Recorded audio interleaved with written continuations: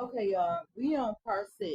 I'm probably gonna make a video and read the email completely without my adding my 2 cents, but I just wanted y'all to have a good idea about everything that was going on.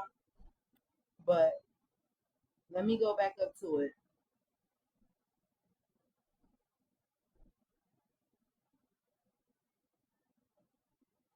Here's incident number 2. On May 10th, while working with Manager C, I had worked through my break and she informed me that she was punching me out for a break, although I did not take one because she would get in trouble by plaintiff. I informed her from the moment on I will be taking my designated breaks, and she informed she she also okay. I informed her from that moment on I will be taking my designated breaks, and she also informed me, move, Robbie. She also informed me about shift overtime. The manager will adjust the employee's timesheet instead of adjusting their employee's schedule. They want to get in the video so bad. Move, Robbie. You messing up stuff. Hold on.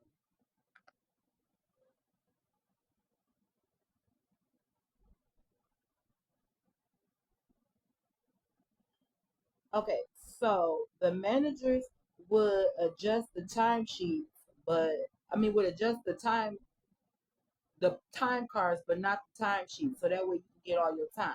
So that's what type of time they was on, stealing time from people. So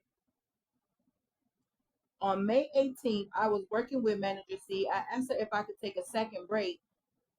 Saying, Manager C, can I take my second break when that guy comes back from his break? She responded, what guy? Irrelevant question. You know, it was somebody who worked there and he was on break, and I didn't know his name.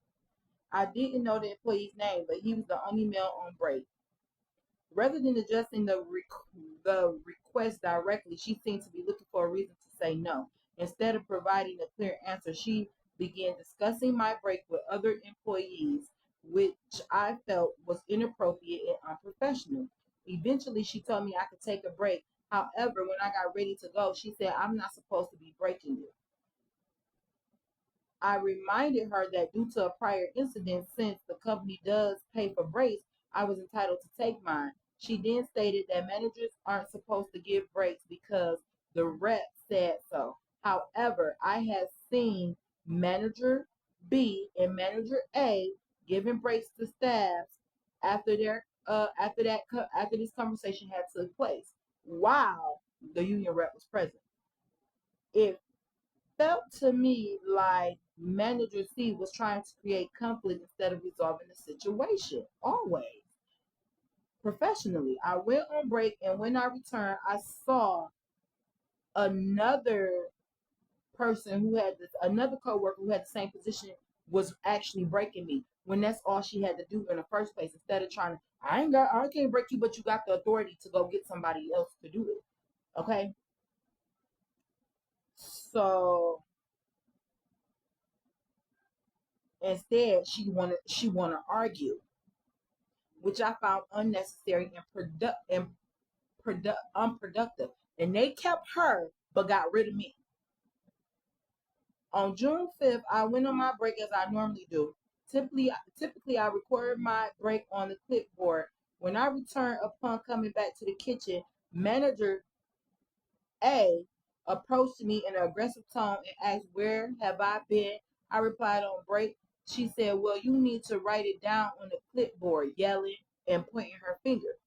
I, I want to note that I've been with the company since January 7th, and I've always handled my breaks this way without prior issue. Suddenly, it became a problem. They some miserable, okay? Oh, need to retire mad because they had to work their life away.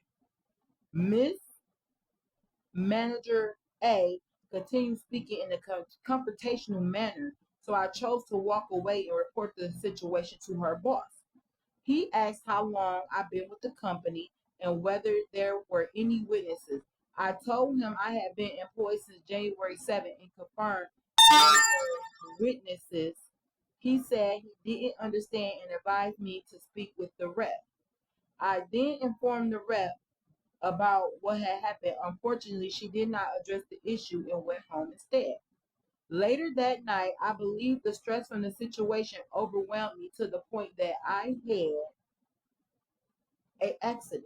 Okay, it's difficult to admit, but the emotional toll was real. I don't believe any manager have the right to belittle or humiliate employees.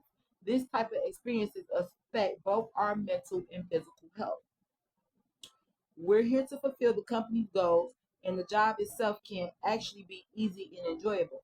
However, the way management behave make it unnecessarily difficult. I witnessed them run off genuinely good workers who perform their jobs well, yet whenever someone quits, they act surprised if they don't understand why that person left.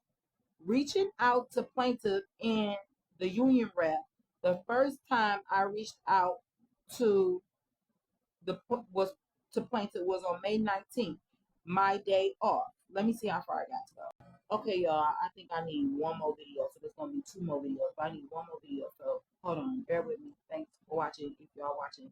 But hold on.